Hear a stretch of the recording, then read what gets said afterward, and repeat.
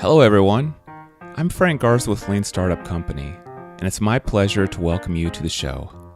Today's topic is how to get the most from your people by being open, honest, and direct.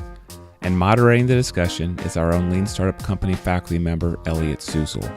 Our guest is founder and CEO at Raise the Bar, Aaron Levy. And with that, I'll hand things off to Elliot.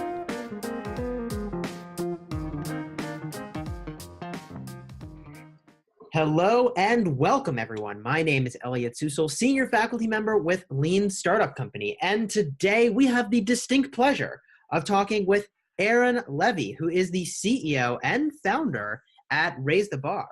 Aaron is going to tell us all about his company. We're going to talk about how he founded this organization, and then we're going to talk about creating an environment of psychological safety, which, that's pretty crucial for practicing lean startup. Aaron, welcome to the show. It's so good to have you here. Thank you for having me on, Elliot. I appreciate it. I'm excited to be here. Amen. Well, we've got a huge agenda today. I think the first thing on the menu is just tell us a little bit about this company that you founded, and then we'll dive into the history. Yeah, so Raise the Bar. I mean, I think it kind of goes into the history is about the company we founded. So if I blend the two, I apologize. Just interrupt me. But I've always been curious about why, as human beings, when people know better, why when we know better, do we not do better? Why is there this gap between knowing and doing? I can smile because we're right around January when New Year's resolutions start to fall apart, and something like only 8% of New Year's resolutions ever get accomplished. And it's not because people don't know what to do. It's because people don't go from knowledge to action, and that's always baffled me. In every realm of life, whether it's personal or business or team-based, it's been something that's curious and confusing. And so I spent the earlier part of my career studying the science of behavior change, of why do people do what they do, of what actually, what I call triggers habit formation, what gets somebody to do something. And so I looked at what do people do, like the people who actually take action more rapidly, more consistently in their life, what are they doing? What's holding people back? The people who don't actively take action consistently and trigger habit formation. And so I studied the science of behavior change. I studied the different models, but if anybody who studied science, it's like that's all theory, and you can look at studies, but how does it really work?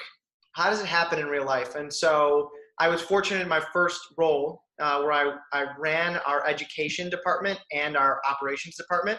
So basically what that means is I got to look at like the science and methodology and then apply it in the real world operationally. And you had the chance to work with thousands upon thousands of leaders to see what really works and what doesn't work.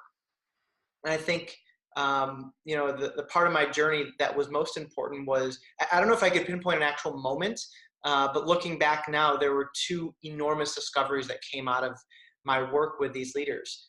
The first discovery was I figured out what really works to move people rapidly from knowledge to action.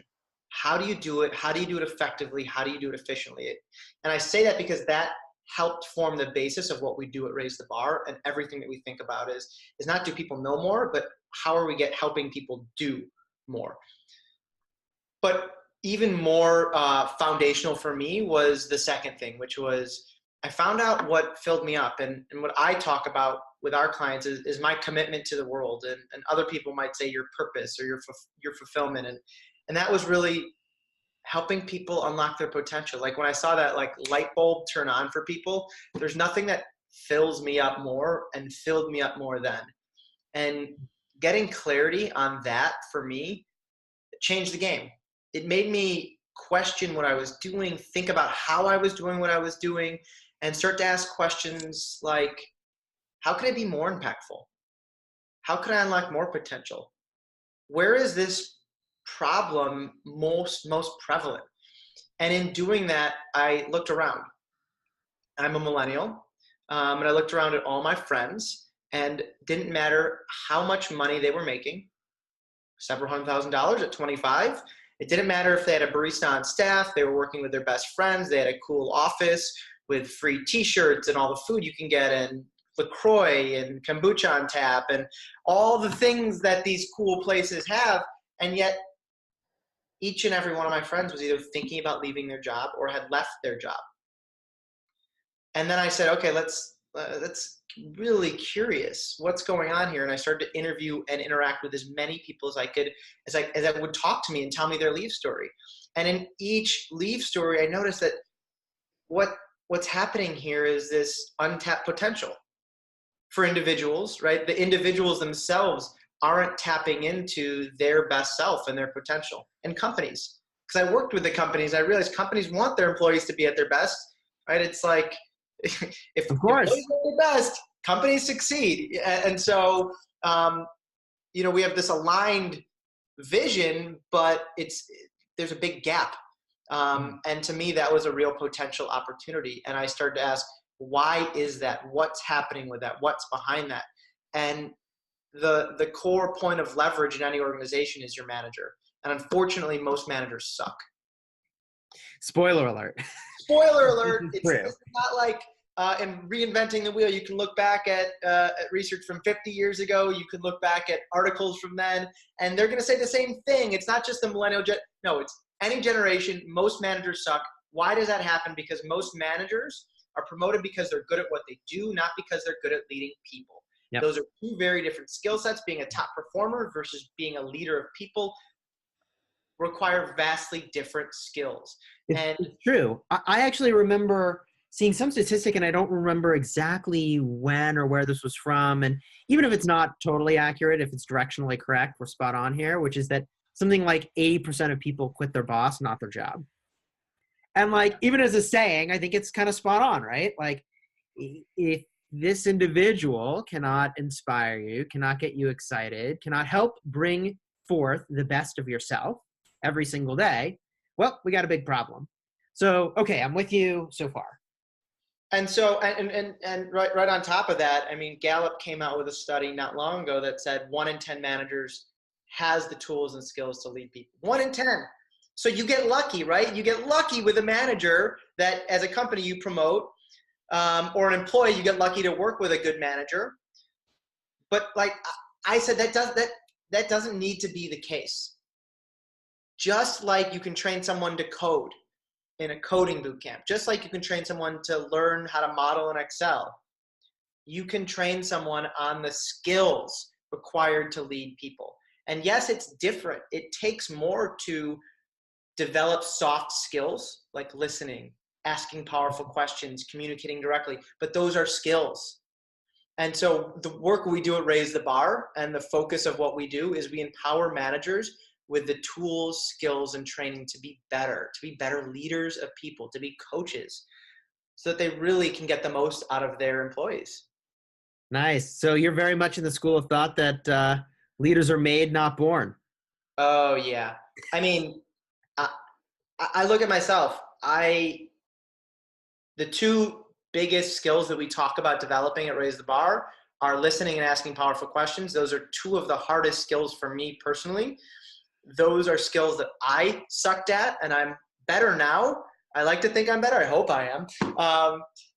But that came after hours and hours of practice and beating on the craft. That was going through coaching training and having people record my calls that I had to transcribe everything I wrote, listen to myself, which is awful. On top of that, have someone say, hey, Aaron, what were you doing here? You really weren't hearing what the person was saying. We really weren't listening to the pauses in what they were saying. And so through practice, consistently over time, deliberate practice, which for me is the most important thing to move from knowledge to action, I got better. And the only ingredient that companies need to have, or that you need to have, is the desire to do it. If you have the desire to do it, if there is a will, then you'll be willing to take the non-sexy but simple, consistent actions that help you be better. Yeah. You know, one of my favorite expressions is that anything worth doing is worth sucking at until you get good. And sometimes getting in the reps really makes a big difference, getting in that practice. And I like you're describing that process for you. So talk to me about how you went from, I see there is a problem, to I can build a business around this. Because I think that is a big jump that is challenging for a lot of folks. They say, okay, I see a problem, but there's nothing I can do about it, or I don't know what to do next. So how did you go from that, like, I see the problem to, and now we can build a business around this? Yeah, it's interesting, and I hope this helps people see kind of the experience, because at least from my entrepreneur experience, there is a little bit of a leap, and there's no certainty. And that's something I talk to with the entrepreneurs I work with. You're never going to be certain that you're doing the right thing. I think that was one of the hardest experiences. But my first company that I worked for, where I was the first employee, we were a startup, and I got to experience the startup experience and build a team and build back-end operations and get confidence in understanding what works and what doesn't work. And all along the way, I would like take mental notes and sometimes actual notes. Like, I have those notes. I said, if I had a chance to decide how this runs, I wouldn't do it this way, or I would do it this way. And so I just would take notes. And, that was a part of my process as a developing leader and a growing professional, was understanding what I liked and what I didn't and what I wanted more of. And I know we all do that. You're like, I wish my boss never said that to me. Like that mental note, don't do that if you're a boss. I use those mental notes for myself, and I got clear on what the problem was. And I didn't see anybody in the marketplace, or enough people in the marketplace, taking consistent action. And the other problem I saw was this problem was much more prominent because of the millennial generation, because millennials, everybody wants purpose, connection, and growth, right? They want to feel like they're making impact. They want to feel connected to their team, to their company, to their boss. They want to feel like their company cares about their growth and development. Everybody in the world wants this. These are basic human needs. Yeah. However, the millennial generation, not just because they're millennials, but for a number of factors, they expect that from the workplace. And if they don't get that, because of how low unemployment is right now, it is so much easier for them to go somewhere else to find that. And so I just saw that as a glaring problem. I'm like, we need to do something about this.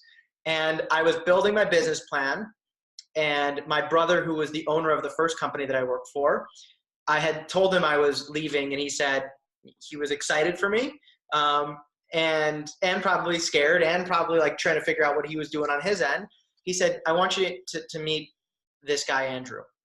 And I said, sure, just sit down with him. So I sat down with Andrew, and what I did really well in my first organization was operations. I could run a team, I could lead a team, I could build a team, but I didn't do any sales. I didn't do any back-end finance. And you're really not running a business until you're thinking about that. And honestly, you're really not running a business until the work that you do on a daily basis contributes to the bottom line of the business, whether you eat or not. And I don't mean that literally, but sometimes it is literally. And so I noticed in meeting with Andrew, he said, Aaron, you can build that business with me. You can work and help me in our business. And so I realized, hey, I looked at somebody who could really do sales really well, and I could look up to him and learn from him. And I took a leap, and I went to work for him in his consulting company, they were an actuarial consulting firm. And all of that was, we were both clear of where I wanted to go, what I wanted to solve this millennial turnover problem. And I wanted to get better at selling. I wanted to get better at being able to communicate the value of what we do and serve other people and solve problems for them. So that was a real learning point for me and a path. And after a year there, we hadn't started to address the millennial problem. And I said to Andrew, I was like, we haven't gone and made any progress on this problem that I wanted to solve. The reason I wanted to initially leave and start my business. And he said, you're right. I said, it's time for me to go. So to summarize, so far, you found a problem, you gathered data to say, hey, this is a validated real problem. Yep. Then you said, I want to do this solution. And you met someone who said, well, we can do that together. And I think you're spot on that finding a partner who shores up your weak spots is really powerful. This person's really strong at sales and you can learn from them. That's a really good situation. So it sounds like that experience didn't exactly deliver on helping you also solve the problem you wanted to solve, but maybe you learned some good stuff on the way. I mean, it was, if I didn't have that experience, I wouldn't be where I am today. Mm-hmm. I was intentional knowing that if I ever wanted to start a business, I need to sell. for those of you who think you can start a business and not sell or just like hope that it happens, very unlikely. And so I realized that that was a skill. I audited a class, an entrepreneurial sales class. I read books on copywriting, on marketing. I practiced those things readily. I cold called, I cold emailed, I went to networking events. I did all these things to try and sell what we were delivering at that company. And in that experience, I learned, okay, I'm not so good at this, but I just like anything, I need to practice. And I got a year of practice. And I finally said, I sat down with my business coach and I said, should I start my thing part-time on the side? And he said, you already know the answer, Aaron. And it was right. I knew that it was time to, regardless of if I could have done part-time or done something else, I said, I need to dedicate my full energy to this opportunity. And the time is now. And so I said goodbye to that job. And I started head on using the skills that I started to build, which is, getting really clear on our value proposition, getting really clear on who we are and what we do and the product we deliver. And obviously that was never really clear. It's always changing. It's always adapting. It's never static.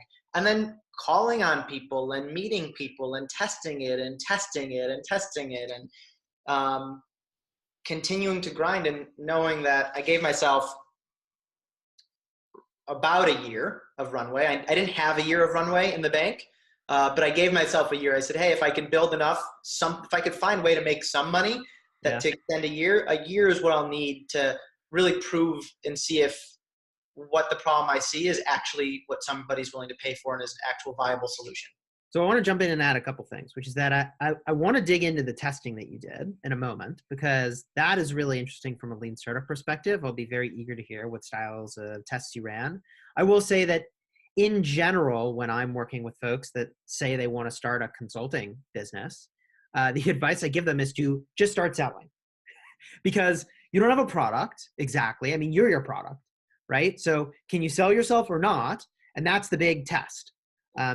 As opposed to, if you're creating an app for a smartphone or a website that's a physical product or a service or whatever, if you're building a consulting business, being able to sell is really absolutely essential, especially if you don't have a partner that's taking care of that component. And the big test is whether or not someone will pay you money for it. So talk to me about how you went and tested. Yeah. Do you want well, I'll give you as much detail. And if I'm giving you too much detail, tell me. All right. I'll pull you back if it's too much detail. Pull me back. And if I'm not giving you enough detail, ask for more. Okay. There were multiple realms. I got clear on my value proposition, and I put my value proposition on a one page or on my website. It wasn't about to create this whole fancy website. I went to Wix and I created a website and I put the problem that we solve, how we solve it. It's what do you do? How do you do it? We help companies retain millennial talent. How do you do it? We empower managers to be better leaders of people. What does that look like, right? And I tried to make it look pretty, but clean and simple. I went to the marketplace, and by going to the marketplace, I met with people, anybody that I could meet with. I scheduled meetings. I cold emailed, and I would track my emails to see if people opened them based on the subject line that was there, if people clicked on anything that was in there. And I captured all of that in a leads list. And so I would see how did people respond. And I wouldn't just stop at one email, right? There's if you ever look at sales and outbound marketing, it's 7 emails is usually a good amount. Yeah. Most sales happen between the 5th and the 7th, or the 3rd and the 7th. Most people give up by the 1st or 2nd. I made sure to continually follow up and be persistent and consistent and polite and graceful and tactful too. I did that, right?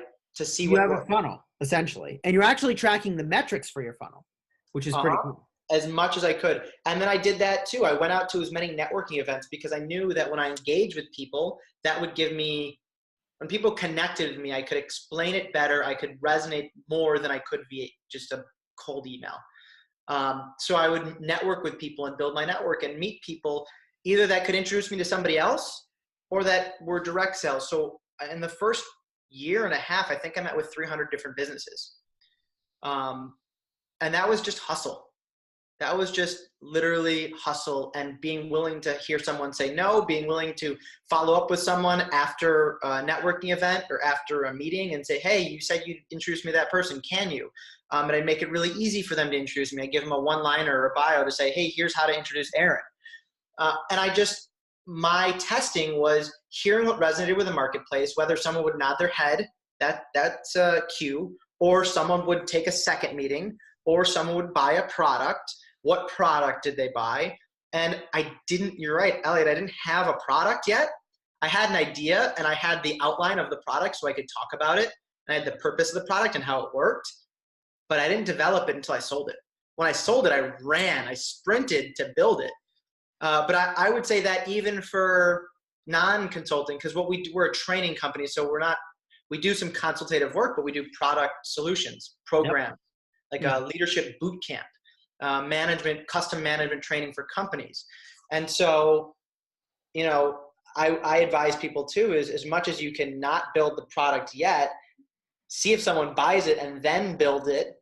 That helps you, because the product that I would have built on day one was very different than the product I have today, which is very different than the first product I delivered. Yeah. It's constantly evolving. A lot of that came from talking with your potential customers and hearing what they were saying and reacting to it, I would assume, which that makes a ton of sense, that when you're talking with your customers, you end up at a much, much better place for what it is that you ultimately want to offer. And I liked how you were explaining that, you needed to have a website, you need to look professional, but this is not a custom coded solution. It's off the shelf, swap a few things out, make some changes, and you're good to go, right? Yeah, I didn't build a full website for at least 3 or 6 months. Until I started to see, I actually have a lot of content that I should be putting on the website that will make it easier for people when they meet me or introduce me. Like now, if you go, you can see what we talk about. You can see our Forbes articles. You can see speaking engagements. You can sign up for our boot camp. But that wasn't until that collateral started to build as I built my company. That collateral started to build as I tested in the marketplace. That collateral started to build as I had different client testimonials. So everything that happened is a continual build, and I wasn't sure what the right move was to do. I had my best educated guesses and I tested them. And so to that end, right, you have a best educated guess and you run a test. Did some of those tests ever fail spectacularly? Are there any horror stories? Yeah, I have a client that was a big tech company here in Chicago, where I'm from, and they were my first client. And the test was, okay, can I just get myself into the company? And I delivered free solutions. And can I get myself into the company? This is a big company. It's a big name company. Even if I just get a testimonial from them, that will build name recognition. And it fell through completely. Oh, no. Because the work that we do needs work from the client's end. The client needs to be willing to buy in, to do the work, to and that is put resources forward. That's money, that's time, that's energy. And it was a big learning that I needed to actually change my target buyer. My target buyer was no longer a head of a training department. My target buyer was the CEO or the COO of a company.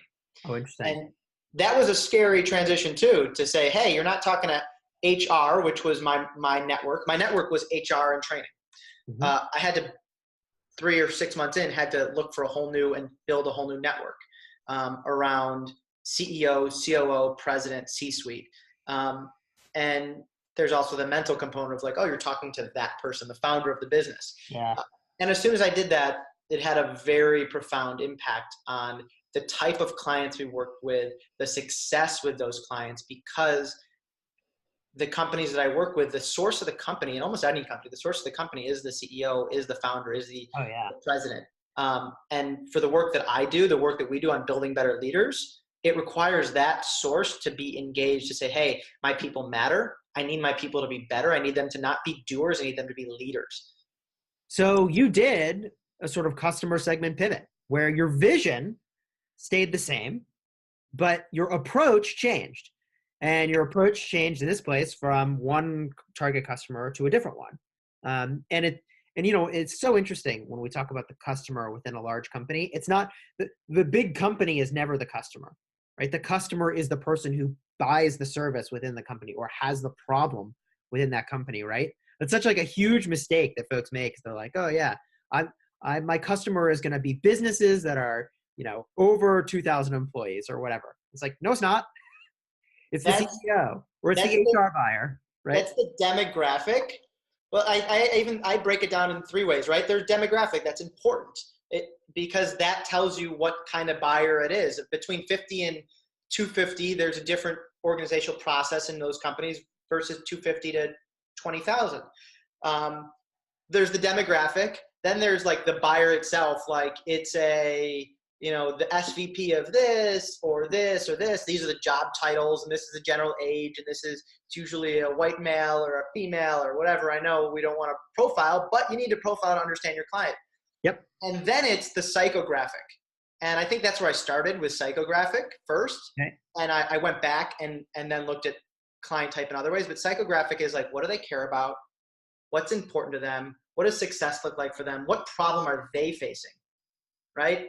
Is the CEO facing the same problem that I'm talking about? The problem of retaining their top talent, the problem of getting the most out of their people.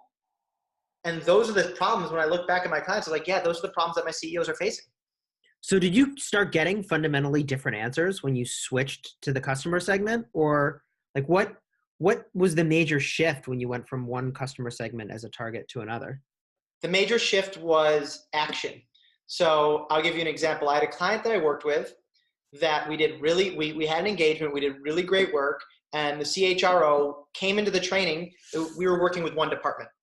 And sometimes the head of the department is like the CEO, right? Because they can make all the executive decisions. Mm-hmm. And the head of the department, the CHRO, the head HR person said, whoa, what are you guys doing over here? This is leadership training and you didn't I'm not including this. And so she asked to be a part of the training. She went through it. She became a super ambassador. She loved it. She's still a client, fantastic, successful. She was a cheerleader for what we needed to do. And yet she said, we need to bring this to the whole organization, to the executive team first. 6 months later, we still didn't have anything going. And then she said, Aaron, I want you to meet the CEO, which I hadn't met yet. I want you to meet the CEO, and I want you guys to just connect. And within a week of meeting the CEO, I met with him and her, and 7 days later, we had a contract signed. Mm-hmm.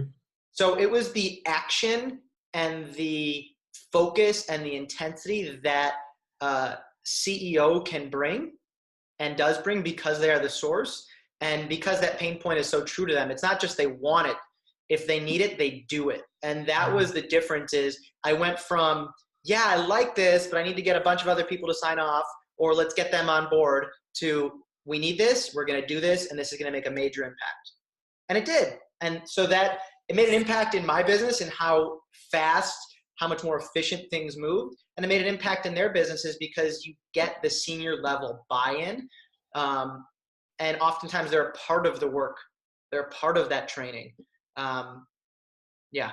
Yeah, no, you're spot on, and you're hitting on something interesting, which is that, when we talk about a lean startup style transformation, a major change in the way that an organization does work, there's sort of two thoughts here. And so, of course, there's stuff in between, but to generalize, there's the group of folks who think a grassroots movement can work, and together we can influence change. And there's the group of folks who are basically like, if you do not have the buy-in of the CEO, it's hopeless. Abandon all hope, ye who enter here, without permission of the CEO. And to your point, look, when the CEO's on board, it took a week. Just boom. And the action happened, right? So I tend to lean at least in the direction that it's a whole heck of a lot easier to make major change. And that is what you're talking about doing. When it comes from the top of the organization and they're helping push it down. Yeah, and there's something and I'm just thinking about the people who are listening to this as well, to take in is there's no black and white, ever. There's no this or that. It's not like I said, I will not do the grassroots approach. It's like I said, my focus, my energy, my attention is finding this type of client with this type of problem and delivering this solution. Now, does that mean I won't deliver a solution if the client is a fit? And by the way, the client has to be a fit in general. Of course. There are plenty of times where I do some grassroots something and I will validate and check and we'll see, check my assumptions, right? This didn't work in these 3 occasions, but is it going to work now? More than not, it doesn't, or it's not as impactful, but then I can go in approaching that and saying, hey, this is why it will likely not work. So we probably shouldn't do this work together unless we bring the CEO in. And other times I've had success from grassroots.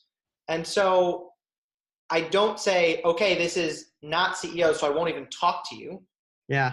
I just reframe that. And I've actually created a different product for that. So we do custom training within companies where we take them through a leadership program over 5 months, 10 months, or 18 months, like Management 101, 102, and 103. And then we said, let's actually create 101 as a boot camp for individuals to come to.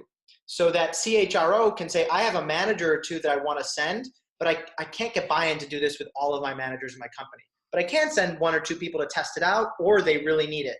Or I'm an individual within an organization and I want to come and I want to develop my skills. I want to be a better leader, to be a better professional, because that's where I want my career. And so we have a defined product that is the boot camp, that people come, and we have an accumulation of leaders coming to do the boot camp all together. And that it's grown into its own thing, right? Our last 2 boot camps, our first 2 and our last 2 boot camps sold out pretty rapidly. And that's because I think there is another market, which is leaders who want to get better. So let me ask you a tough question here, which is, so okay, you've gone so far on this journey. You've got a product now. It's a training program. You know who you're typically advertising to get them on board, to sell it. The tough thing that many organizations struggle with is measuring success, especially of a program where we're talking about changing leader behavior. Have you ever had an opportunity to measure like the before and after for the impact of the work that you're doing? Yeah.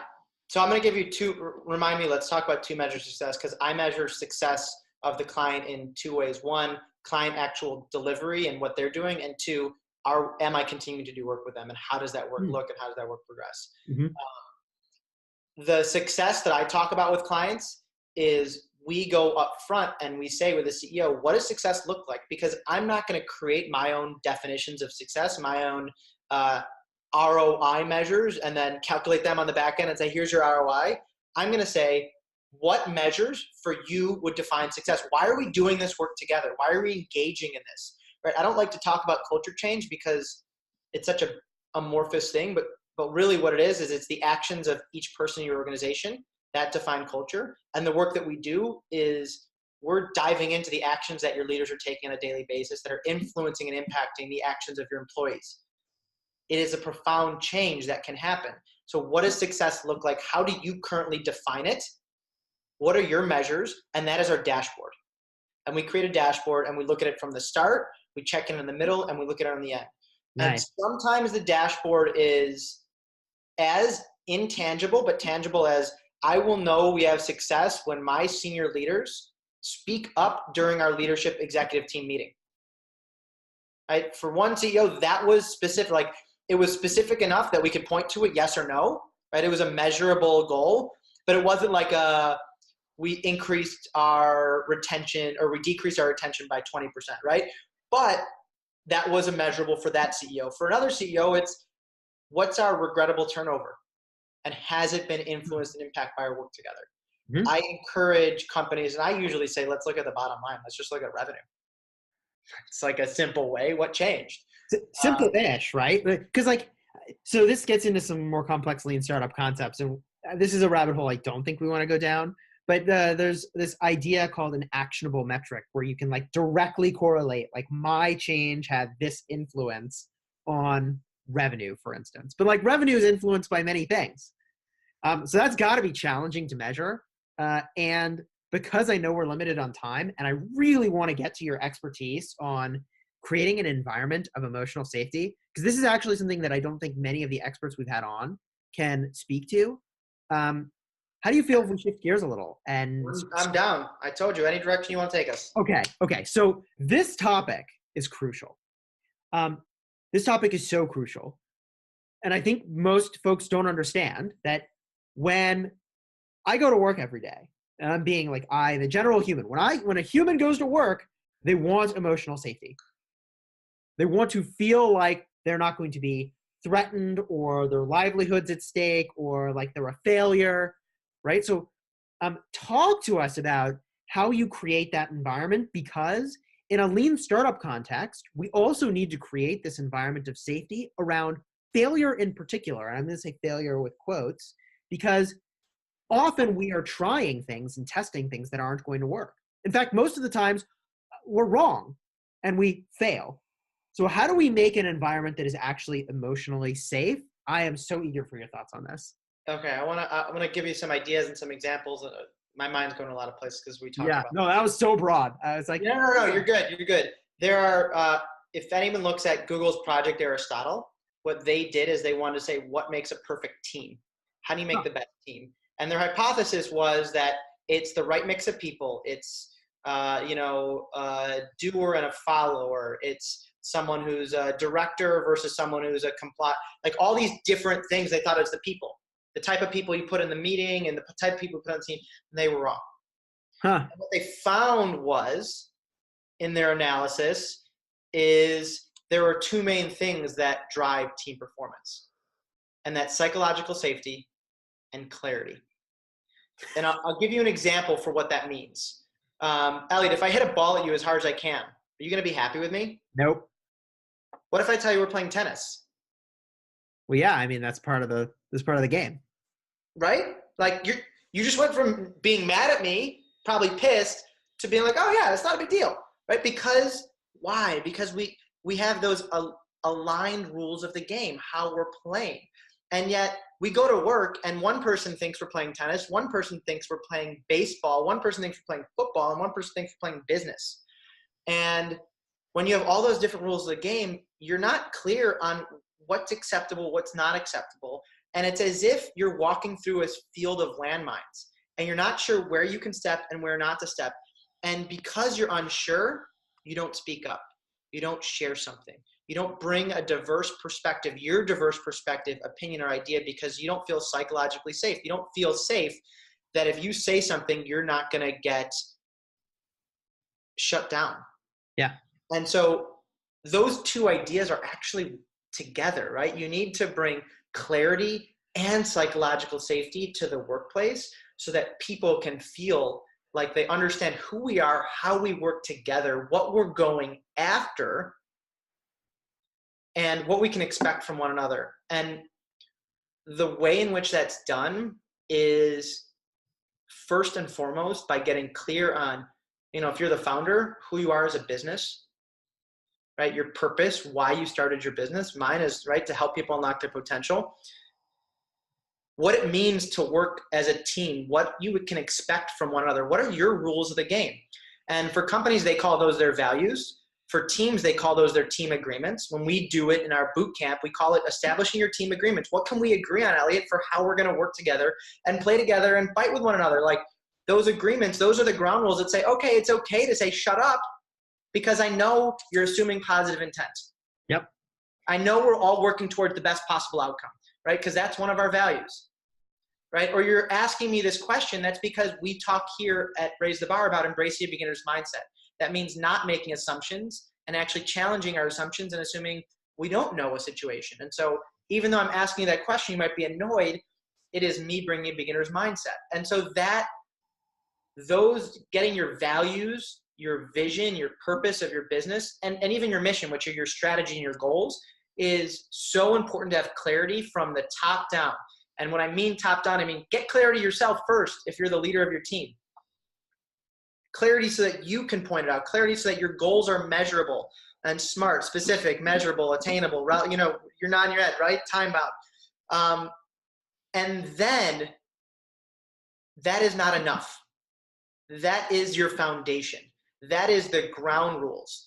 But if the ground rules of tennis where you can't hit the ball out of bounds, otherwise you don't get a point, and I started giving you a point for hitting the ball out of bounds, or I continued to play the point even after it went out of bounds, then the boundaries wouldn't be what we said they were. It's one thing to say and put in place. It's another thing to do. People will do what you do, not what you say. And so your actions need to follow up, and that's where it's about being open, honest, and direct. And that's one of the things we really focus on is open, honest, and direct leadership. It starts with laying the foundation for direct communication to occur, but then you only create psychological safety when you give and deliver open, honest, and direct communication to your people. Yeah. There's like half a dozen things I want to talk about. One that you were just describing, though, I took leadership coursework once upon a time. And one of the things that we talked about was something that reminds me of what you were describing with that Aristotle project, I think is what you called it at Google, where I think it was like some empire once upon a time thought that like different characteristics or traits are what made a leader good. And then after they had like hundreds of these traits written down, they realized that maybe that wasn't the thing that made a leader good or not. But the two things that the instructor in this course that had taught me was honesty and integrity, which I think lines up so closely with what you had just described. I think that's really interesting. I think it's really I define honesty and integrity actually almost in the same way. Yeah. Honesty is doing what you say you're going to do. And integrity, in my mind, is when your values, your purpose as a human, like what you value, matches up with your intentions, what you intend to do, matches up with your actions, right? And so that is just another way of saying you do what you say you're going to do, and you do what you intend you're going to do, and you do what is valuable, what you value. And so, yeah, I couldn't agree more. Also known as clarity. Direct is. Right? Also known as clarity in a work environment, right? Here's what I said I valued. Here's what I then did. And like, here's how that was rewarded or not or whatever. Like all that, yes. So yeah, it's like the company that has a no assholes policy, but doesn't fire their top performing salesperson because they're bringing in the most money. Even though they're an asshole. Even though they're an asshole. Yeah. No, I know exactly what you're talking about. I think that's so interesting, right? Getting your actions to align with your words is a big deal. And I can see how that would create some amount of psychological safety if you really could create an environment in which what you said you valued aligned with what you actually valued and aligned with what you did. So I think we've covered a lot of ground today. Before we close out, are there any thoughts that you have or things you want to sort of summarize and leave that final impression with our viewers? I'll leave this. There's a quote that I love. It's by Jane Goodall, and it says, what you do makes a difference, and you have to decide what kind of difference you want to make. And I take a little bit of liberty with this quote, and I actually change it just a bit. And I say, what you do makes a difference, and you get to decide what kind of difference you want to make. And I think that's true to each and every one of us, wherever we are within our lives, our organizations, is you get to decide what kind of difference you want to make. And all of the stuff that we talked about comes from choice, from choosing to do and to take action intentionally, as opposed to letting things happen to you. And so that's what I would share with anybody else is you get to decide what kind of choice you want to take, what kind of choices you want to make, and what kind of difference you want to have. Nice. I love it. I've often said something similar. Are you a leader or are you a victim? Take your choice. You can't be both. If you want to be a victim, there's the door. Cool, my friend. Well, I really enjoyed this conversation with you. I learned a lot. Loved that portion about psychological safety. Man, I could geek out on that stuff all day long. If folks want to find out more about you and your business, where can they find you? Yeah, they can go to www.raisbar.co. That's RAISE.co. And then they can also, we have our boot camp. So you can find our boot camp series on that page as well and learn more about that too. Awesome. Love it. And if you've got any questions for me or Aaron, you can always send me an email as well. That's education@leanstartup.co. Again, thank you so much for being on the show today. Really enjoyed it. And until next time, my friends, look forward to seeing you on our next webcast. Take care, everybody.